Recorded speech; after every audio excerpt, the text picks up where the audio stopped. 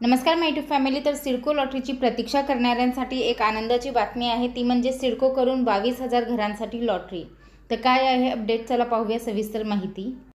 नवी मुंबईत सध्या जागा आणि घरांचे दर प्रचंड वाढले असून सर्वसामान्य नागरिकांसाठी घर घेणे आर्थिकदृष्ट्या अशक्य झाले आहे।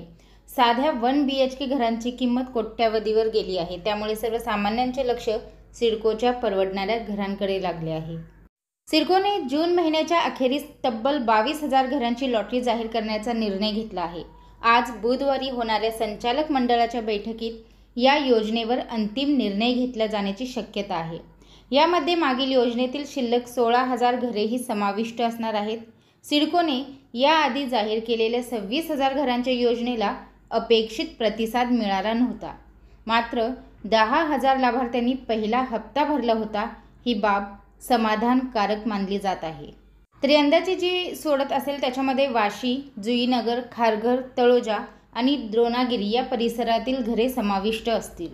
तर अर्ज प्रक्रिया जून अखेरीस सुरू होण्याची शक्यता आहे। आणि त्याचबरोबर मुंबईतील नागरिकांसाठी सुद्धा आनंदाची बातमी असणार आहे, कारण म्हाडा प्राधिकरण दिवाळीपूर्वी मुंबईत सुमारे 5,000 घरांची लॉटरी जाहीर करणार आहे।